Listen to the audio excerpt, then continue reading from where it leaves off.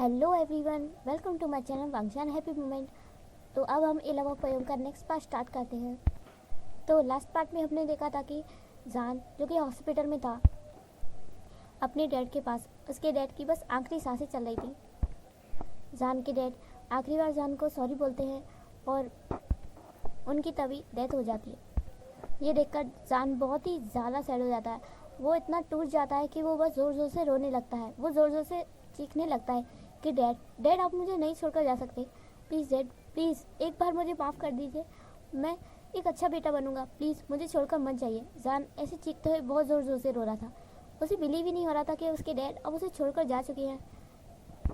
जान को ऐसी हालत में देखकर मिसेस लान, जो कि बहुत ही चिंता में आ जाती है, वो फिर जान को संभालती हैं कि अब उसके डैड नहीं रहे। तो जान जो कि अपने आप को संभाल ही नहीं पाता है, जान फिर कहता है मैं बहुत बुरा बेटा हूँ, बहुत बुरा। ऐसी हालत में अपने डैड को छोड़कर चला गया। मैं कैसे ऐसे कर सकता हूँ। मैं एक अच्छा बेटा नहीं हूँ और मुझे जीने का भी हक नहीं है। जान ऐसा कहने लगता है। डॉक्टर जो कि परेशान हो जाता है कि इन्हें क्या हो गया। एक तो यहाँ पर अभी अभी डेथ हुई है, तो माहौल बहुत ही बिगड़ जाता है। मिसेस लान जैसे तैसे जान को एक अलग रूम में ले जाने की कोशिश करती है, पर जान वहाँ से हिल ही नहीं रहा था। वो मान ही नहीं रहा था कि उसके डैड उसे छोड़कर जा चुके हैं। वो बस कहता है कि मुझे एक बार माफ़ कर दीजिए डैड, वरना मैं अपनी जान ले लूँगा। ये सब देखकर मिसेस लान जल्दी से ईवो को फ़ोन करती हैं और कहते हैं कि ईवो जल्दी से हॉस्पिटल आओ। जान अपनी होश में नहीं है। ईवो को बस इतना कहकर मैडम मिसेस लान जो कि फ़ोन कर देती हैं। ईवो ये सब सुन के बहुत ही शौक रह जाता है कि जान को आखिरकार हुआ क्या है। ईवो फिर जल्दी से हॉस्पिटल आता है। ईवो देखता है कि जान जो कि चेयर पर बैठा है और उस रूम में एक मैन की डेड बॉडी है, जिससे डॉक्टर्स सारी मशीनें अलग कर रहे थे। जो भी टेस्टिंग की मशीनें थी, ऑक्सीजन था, वो अलग कर रहे थे। और जान जो कि बहुत ही गौर से उस डेड बॉडी को देख रहा है। ईवो ये देखकर बहुत ही डर जाता है कि जान ऐसा क्यों। तो ईवो जो कि जान के पास जाता है।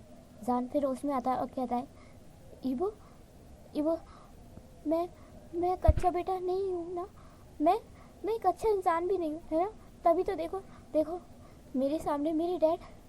तो ईवो जो कि शॉक हो जाता है कि जान के डैड, ये इंसान जान का डैड है। जान जो कि कहता है मैं अपने पापा से, अपने डैड से बहुत प्यार करता हूँ, पर मैंने कभी सोचा नहीं था कि मैं उन्हें अपनी आंखों के सामने। ईवो मैं एक अच्छा बेटा नहीं हूँ ना। मैं तो जीने के काबिल भी नहीं हूँ। मुझे अभी मर जाना चाहिए। जान जो कि पागलों की तरह हरकत करने लगता है। वो कि यहाँ वहाँ का सामान फेंकने लगता है और कहता है मैं ज़िंदा नहीं रह सकता, मैं ज़िंदा नहीं रह सकता, मुझे जीने का कोई हक नहीं है। जान जो कि रोते रोते ही सब बोल रहा था और बस पागलों की तरह हरकतें किया जा रहा था। ईवो जो कि ये सब देखकर बहुत ही घबरा जाता है कि जान को आखिरकार हुआ क्या है। तभी मिसेस लान आती है और ईवो को बताती हैं कि ये जान का बायोलॉजिकल फादर है और इनकी डेथ अभी अभी हुई है। तो जान को शॉक लगा है। डॉक्टर्स ने भी कहा है कि ये कुछ टाइम में ठीक हो जाएगा, लेकिन जान अभी बहुत ही ओवर है।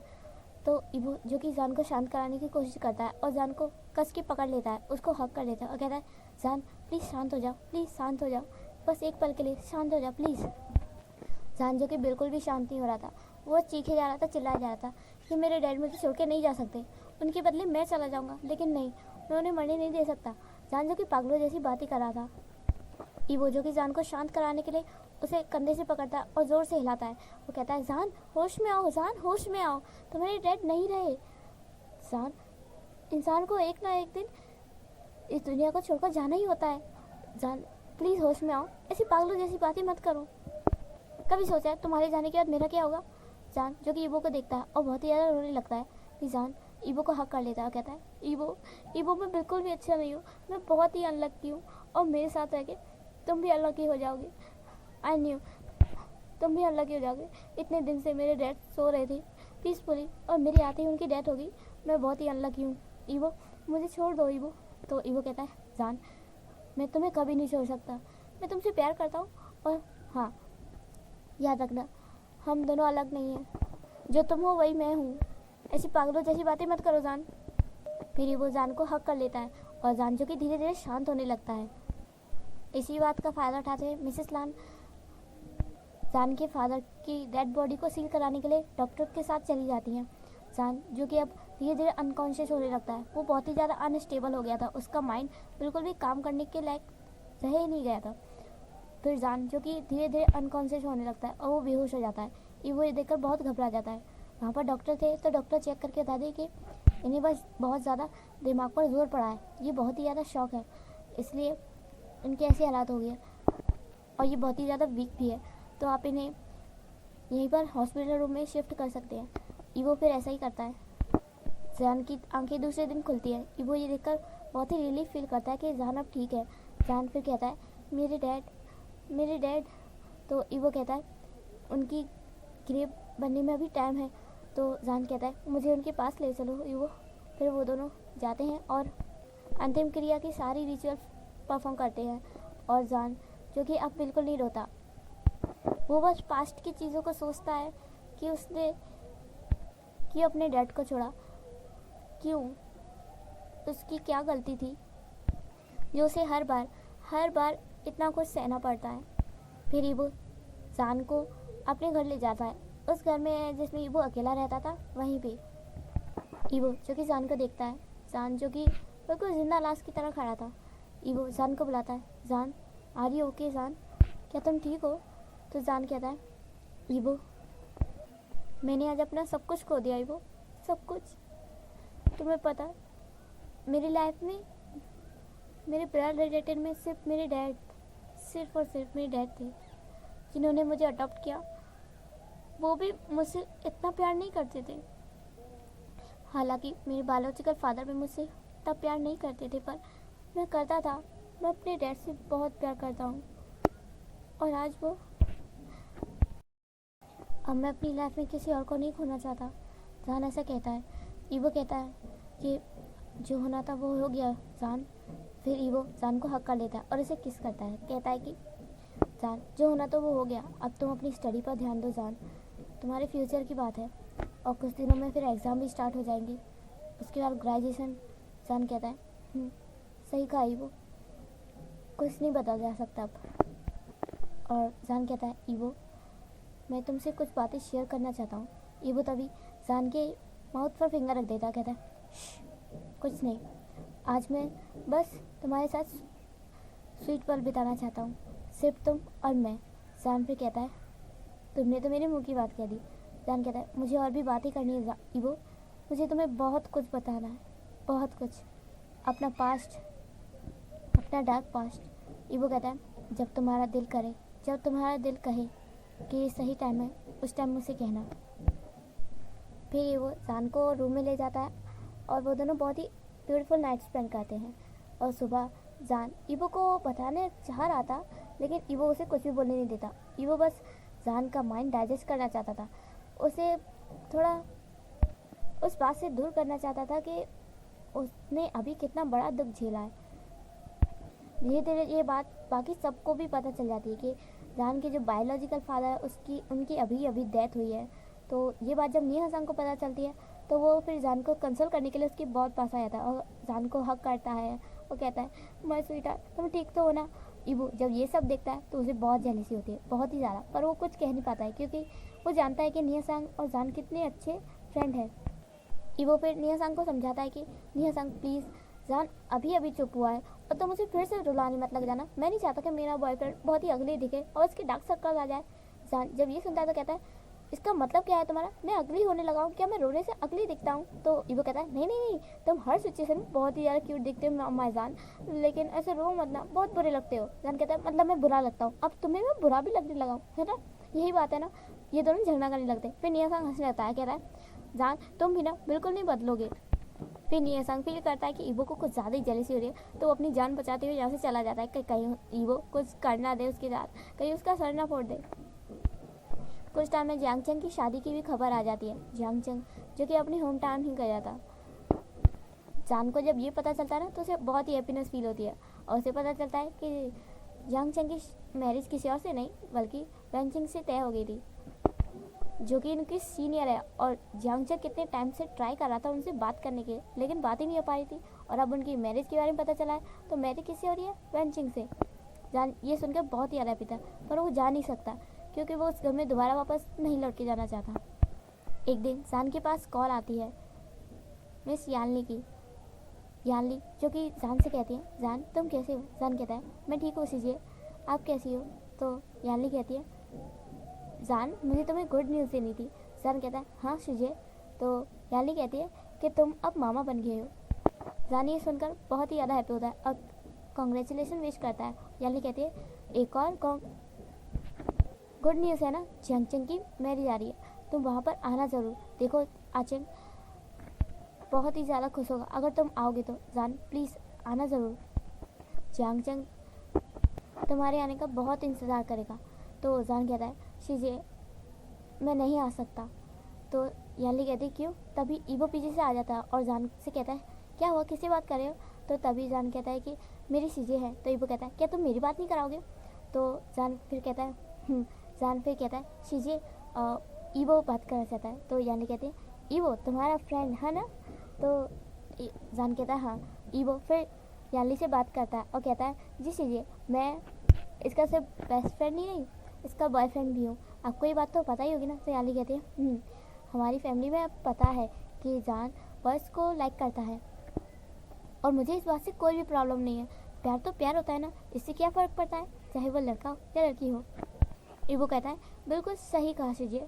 वेल अब किस बात में मैं बात कर रही थी, वेडिंग, किसकी वेडिंग है। तो फिर याली बताती है कि जंगचंग की वेडिंग है। ईवो फिर जान की तरफ घूर कर दिखता है और कहता है तुमने मुझे बताया नहीं। तो जान फिर कहता है मुझे अभी इन्विटेशन मिला है। तो ईवो कहता है तो हम ज़रूर चलेंगे। जान फिर ईवो को रोकते कहता है नहीं ईवो मैं नहीं जा सकता। तो ईवो कहता है क्यों, इसलिए ना कि तुम वहाँ से भाग कर आए थे इसलिए तुम जा नहीं सकते। लेकिन मैं तो नहीं आया था ना भाग के, मैं तो तुम्हें ले जा ही सकता हूँ। तो जान कहता है ईवो समझने की कोशिश करो, मैं नॉर्मल नहीं हूँ तो मेरी फैमिली मुझे एक्सेप्ट नहीं करती है। तो ईवो कहता है किस तरीके से नॉर्मल नहीं हो, क्या तुम्हारे हाथ टूटे हैं या पैर या फिर तुम्हारा सर नहीं है। तुम दिखने में अच्छे खासे हो, बिल्कुल जैसे होने चाहिए, तो तुम अब नॉर्मल कैसे हुए। तो जान कहता है ईवो मैं लड़कों को पसंद करता हूँ। तो ईवो कहता है तो मैं भी तो करता हूँ लेकिन मेरी फैमिली में तो कोई। ईवो कहता है तो जान कहता है कि हाँ ईवो तुम्हारी फैमिली मेरी फैमिली में बहुत फ़र्क है, काश कि मेरी फैमिली भी समझती कि खैर छोड़ो हम नहीं आ रहे वेडिंग में। तो फिर जान ईवो से फ़ोन लेकर यानी का कॉल कट कर देता है। यानी जो कि बहुत ही मनाती रह जाती है कि जान जंगचंग की वेडिंग में ज़रूर आए, लेकिन जान जो कि मना करता है। तो फिर ईवो जान को अपने घर ले जाता है। तो जान को पता चलता है कि जान के घर पे और कोई नहीं, याली आई है। याली जान इतने सालों बाद याली को देख रहा है, उसने वेडिंग वाले दिन ही देखा था, वो यूँ छुपके से गया था। जान जब देखता है याली को तो वो बहुत ही ज़्यादा शौक रह जाता है और वो अपनी शीजी को हक करता है, कहता है शीजी आप यहाँ। तो याली कहते हैं तुम आ नहीं रहे थे तो मैं तुम्हें लेने खुद ही आ गई। जान जो कि सर हो जाता है, कहता है शीजी आपको पता है ना मैं नहीं आ सकता। याली कहती है जान सब कुछ पहले जैसा नहीं है, सब बदल गया है और मैं सच में चाहती हूँ तुम वहाँ आओ और मैं चाहती हूँ मतलब कि पूरी फैमिली चाहती है, समझे तुम, और अब तुम मेरे साथ चलोगे। ईवो कहता है मैं भी चलूँगा। तो याली कहती है हाँ हाँ तुम भी चलोगे और देखो 2 दिन में वेडिंग स्टार्ट हो रही है और तुमने अभी तक पैकिंग भी कुछ नहीं की, तो अभी हम शॉपिंग पर जा रहे हैं और फिर हम वेडिंग में चलेंगे, ठीक है। जान जो कि मना करते रहता है लेकिन याली मानती नहीं है, जान को शॉपिंग पर ले जाती हैं और ढेर सारी शॉपिंग करती हैं। और फिर जान जो कि अपनी सेविंग्स में से जंगचंग के लिए वेडिंग गिफ्ट खरीदता है। वो नहीं चाहता कि किसी और के मनी से ही गिफ्ट लिया जाए, वो कमाता है तो वो खुद के पैसे से तो ले ही सकता है ना, वो ज़्यादा एक्सपेंसिव तो नहीं लेकिन बहुत ही ब्यूटीफुल गिफ्ट लेता है। फिर वो लोग पहुंच जाते हैं जंगचंग की वेडिंग में। ईवो और जान जो कि बहुत ही ज़्यादा अच्छे लग रहे थे, बहुत ही ज़्यादा इंसान, पूरी वेडिंग पार्टी में वो दोनों सबसे अच्छे लग रहे थे, जैसे कि 4 चांद लग जाना। जान जो कि अभी एक दर्द से गुजरा है, अपने फादर की डेथ थी इसलिए वो इतना ज़्यादा रेडी भी नहीं होकर आया था, पर फिर भी वो बहुत ही ज़्यादा अच्छा लग रहा था। जंगचंग जब जान से मिलता है तो वो उसे देखकर फूले नहीं समाता, वो उसे बहुत ही ज़्यादा हक करता है और बार बार कहता है कि थैंक यू जान यहाँ आने के लिए, थैंक यू सो मच। इतने सालों में तुम अब आए हो घर, तुम्हें पता है डैड तुम्हें कितना याद करते हैं। तो जान ये सुनकर बहुत ही इमोशनल हो जाता है। जंगचंग फिर जान को वेंचिंग से मिलाता है और कहता है कि हमारी वेडिंग इस तरीके से अरेंज हुई, मुझे पता ही नहीं था, हमारी अरेंज मैरिज थी, वो भी बचपन से, पता है जान हमारी बचपन से अरेंज मैरिज तय थी और हमें बताया ही नहीं। और देखो मैं जिस लड़की के पीछे पड़ा था मुझे वो फाइनली मिली गई। वेंचिंग ने कहा कि अगर हमारी अरेंज मैरिज नहीं होती ना तो मैं तो इस गधे से शादी करती नहीं। तो जान भी अग्री करता है, कहता है हाँ सच में कहा, ये गधा तो है ही, मैंने सोचा नहीं था कि इसे तुम जैसी ब्यूटीफुल गर्ल मिलोगी। फिर वेंचिंग कहती है अगर तुम्हें लड़कियाँ पसंद होती ना, मैं सच बता रही हूँ, मैं तुम्हें ही पहले पटा लेती और तुमसे शादी करती। जान ये सुन के शौक रह जाता है और कहता है वेंचिंग। तो वेंचिंग कहती है मुझे पता है जान, मुझे पहले से ही पता था तुम्हें लड़के पसंद है, लेकिन इसमें कोई बुरी बात थोड़ी है। और वैसे प्यार तो प्यार होता है, इसमें जेंडर क्या देखना। या जान ये सुनकर बहुत ही ज़्यादा हैप्पी होता है कि उसे एक अच्छी भाभी मिली, ऐसी भाभी जो उसे समझ सकती है। फिर ये वेडिंग के 2 दिन सब लोग बहुत इंजॉय करते हैं और जान जो कि अब वो बहुत हैप्पी हो जाता है।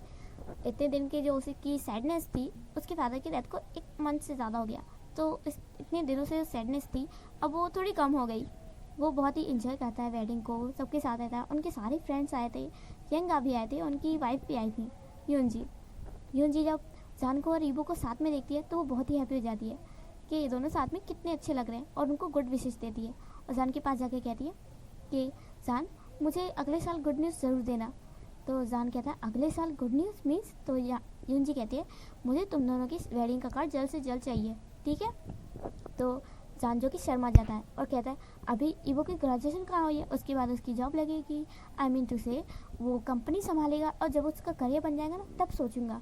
तो ईवो कहता है इतना लेट। जान कहता है तो और क्या, तुम अपना करियर बनाने नहीं चाहते। तो ईवो कहता है मेरा करियर मेरा ड्रीम तो सब कुछ तुम हो जान। ये सुनकर बाकी सब बहुत ही ज़्यादा स्माइल करते हैं और हंसने लगते हैं, कहते हैं ये ईवो भी ना जान के प्यार में बिल्कुल पागल है।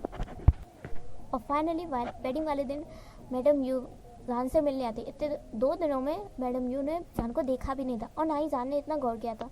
मैडम यू फिर जान के पास आती है और उसका हाथ पकड़ती कहती है जान मुझे पछतावा है उस दिन मैं तुम्हारे साथ जो भी किया, मुझे ऐसा नहीं करना चाहिए था जान। आखिर कुछ भी हो तुम हो तो हमारे बेटे ही ना, भले ही अडॉप्टेड ही सही, पर जान मैं तुमसे आज माफ़ी मांगना चाहती हूँ अपनी सारे किए के, मुझे माफ़।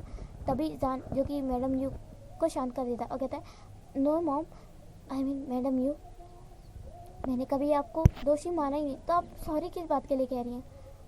मेरे लिए तो आप हमेशा मेरी माँ समझ रही हैं और सॉरी प्लीज़ मत कहिए। बड़ों के मुँह से सिर्फ विशेष अच्छी लगती हैं, बच्चों के लिए माफ़ी नहीं। मैडम यू ये सुनकर बहुत इमोशनल हो जाती है और सोचने लगती है कि ये जान तो कितना अच्छा और मैंने इसके साथ कितना बुरा किया अब तक। मैडम यू जो कि पहली बार जान को हकाती है और कहती है आपसे तो मुझे मॉम बुलाना। जान जो कि बहुत ही ज़्यादा इमोशनल हो जाता है, उसे इतनी सालों की खोई हुई खुशी आज फाइनली मिल गई। मैडम यू ने उसे गले लगाया, उसे प्यार किया, उसे बेटा कहा कि वो उसे मॉम कह सकती है। जान को जैसे आज सारी खुशियाँ मिल गई। मिस्टर यांग वेडिंग की प्लानिंग में बहुत ही बिजी थे, तो अब जाके वो जान से मिले और उस जान की हालचाल पूछे कि वो कैसा है, उसकी स्टडी कैसी है, और बहुत ज़्यादा माफ़ी भी मांगी कि मिस्टर यांग जान को ढूंढ ही नहीं पाए और ना ही उनकी वेडिंग उसकी। सब लोग वेडिंग को बहुत ही एंजॉय करते हैं, ईबो भी, और ईबो इस बात का पूरा ख्याल रखता है कि जान वेडिंग को अच्छे से एंजॉय करे और बिल्कुल भी सैड ना हो। और ये प्लान किसी और का नहीं, मिसेस लान का था कि मिसेस लान ने ईबो से कहा था कि वो जान को कहीं पर घुमाने ले चले, और इससे अच्छा मौका कहीं हो नहीं सकता। अपनी फैमिली के साथ टाइम स्पेंड करने से अच्छा कुछ और हो ही नहीं सकता। फाइनली वेडिंग कंप्लीट हुई।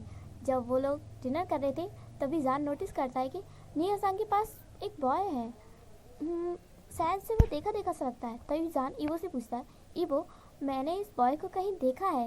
ईबो कहता है ये तो हाँ चैन, ये तो दारेन चैन है। तो जान कहता है दारेन चैन, हाँ ये वही जूनियर है ना जो अक्सर निया सांग के टोंग में आता रहता है ना, मैंने सही कहा ना। तो ईबो कहता है हाँ सही कहा, लेकिन ये यहाँ जांग चैन की वेडिंग में। तो जान कहता है मुझे याद आया, ये जांग चैन को जानता है, इसीलिए शायद वेडिंग में। 1 मिनट मैं अभी आता हूँ। तभी जान निया सांग के पास आता है। निया सांग जो कि अपनी बातों में खोया हुआ था, जो चैन के साथ बहुत ही ज़्यादा अच्छे से टाइम स्पेंड कर, और दायरन भी बिल्कुल निया सांग की तरह था, बड़बोला, वो भी निया सांग के साथ बहुत ही अच्छा टाइम स्पेंड कर रहा था। तभी जान उन दोनों के बीच में आ जाता है और कहता है क्या चल रहा है।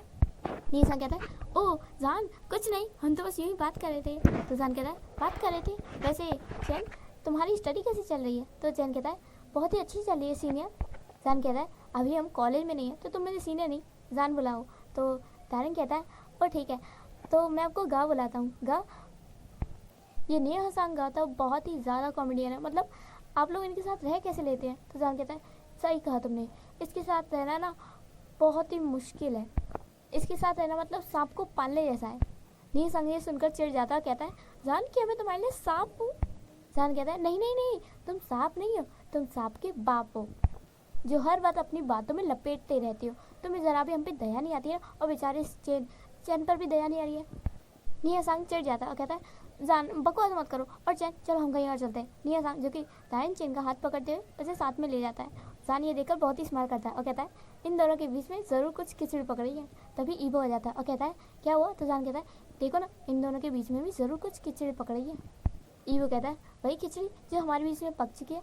जान फिर कहता है शिमले सिंह की। ईबो कहता है हाँ, मैंने इसमें शिमलेस वाली क्या बात कर दी, क्या हमारी खिचड़ी पक नहीं चुकी। जान फिर स्माइल करता है और कहता है चलो हमें फिर वापस भी जाना है। ईबो कहता है मैं तो यहाँ से अब हिलने वाला नहीं हूँ, 1 हफ्ते तक यहाँ पर रहूँगा। जान कहता है 1 हफ्ते तक, तुम्हें याद नहीं है का एग्ज़ाम नज़दीक आ रहा है, और वैसे भी मेरे तो इस बार ग्रेजुएशन भी है। तो ईबो कहता है कम ऑन जान, कुछ दिन तो एंजॉय कर सकते हैं। तो जान फिर कहता है सिर्फ 3 दिन। ईबो कहता है प्लीज़ जान और प्लीज़। तो जान कहता है सिर्फ 2 दिन। ईबो कहता है अच्छा ठीक है। फिर वो लोग ये 2 दिन बहुत ही अच्छे से इंजॉय करते हैं। चंग चंग की शादी के बाद वो लोग कई जगह पिकनिक जाते हैं, और कई जगह घूमने भी जाते हैं, कभी म्यूज़ियम, कभी पार्क, तो कभी बहुत ही ब्यूटीफुल जगहों पर, और हर जगह पर ईबो जान को बहुत ही इंजॉयमेंट देता है। और इसके बाद जब जान घर लौटा था तो वो सोच रहा था कि नेहा सांग उसके साथ ही चलेगा, लेकिन जब वो देखता है कि नेहा सांग तो दारिन चेन के साथ चला गया, ये सुनकर तो जान का था गुस्से में, जान बहुत ही ज़्यादा गुस्से में आ गया कि इस नेहा सांग की तो इसे न्यू फ्रेंड क्या मिला, ये तो मुझे भूल ही गया, इसको आने दो, इसे मिलने दो, इसकी तो मैं अच्छे से खबर लूँगा। फिर जब जान को नेहा सांग कॉलेज में मिलता है ना, तो जान उसकी अच्छे से क्लास लगाता है कि तुम मुझे भूल गए, तुम तो मेरे हो ही नहीं, अच्छे फ्रेंड हो ही नहीं, इतने सालों से हम फ्रेंड हैं, लेकिन तुम बेवकूफ़ कही कि एक अच्छा फ्रेंड मिले, मतलब एक नया फ्रेंड मिल गया तो तुम मुझे भूल ही गए। जान उसकी खूब अच्छे से क्लास लगाता है, और ये देखकर ईबो बहुत ही ज़्यादा इंजॉय करता है। लेकिन दारन चंद वहाँ पर भी आकर टपक जाता है और फिर नेहा सांग को बचा लेता है। ये कहते हैं कि सारी गलती उसी की है, उसी ने नेहा सांग से जिद की थी कि वो उसके साथ चले। इसके बाद टाइम कब बीत जाता है किसी को कुछ पता नहीं चलता, कब एग्ज़ाम आ जाते हैं, और एग्ज़ाम सबके हो भी जाते हैं, और फिर ग्रेजुएशन की डेट भी नज़दीक आ जाती है। ये सब इतनी जल्दी हुआ कि किसी को कुछ पता ही नहीं चला, और जान को तो बिल्कुल भी नहीं। जान जो कि स्टडी के लिए वापस से अपने टाउन में वापस आ गया था, क्योंकि ईबो के साथ वो पढ़ाई करे, नहीं हो सकता ये। ईबो आजकल उसे इतना टीज करता है, खासकर उस नाइट के बाद से तो बहुत ही ज़्यादा।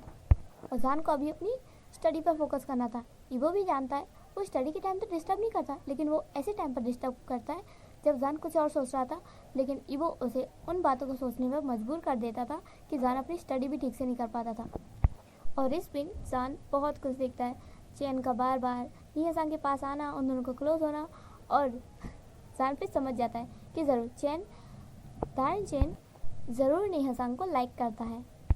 ग्रेजुएशन से 1 दिन पहले जान दारन चैन से मिलता है और उसे कंफर्म करता है। वो उससे पूछता है चैन क्या तुम सच में नेहा सांग को लाइक करते हो। तो चैन पहले तो ये सुनकर बहुत ही शॉक रह जाता है, फिर वो एक्सेप्ट कर लेता है, फिर कहता है कि हाँ वो नेहा सांग को लाइक करता है, पर पता नहीं नेहा सांग को लड़कों में इंटरेस्ट होगा या नहीं।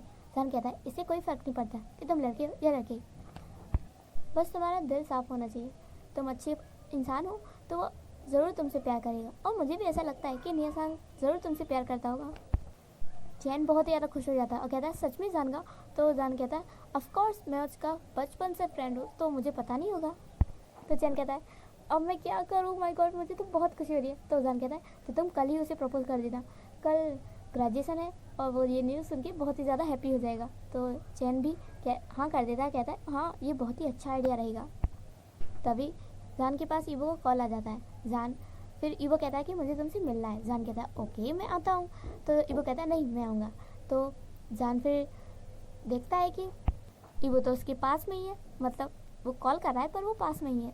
तो जान फिर उसके पास जाता है, कहता है बोलो क्या बात करी तुम्हें। तभी ईबो जान को किस कर लेता है और फिर कहता है ग्रेजुएशन के लिए कॉन्ग्रेचुलेसन।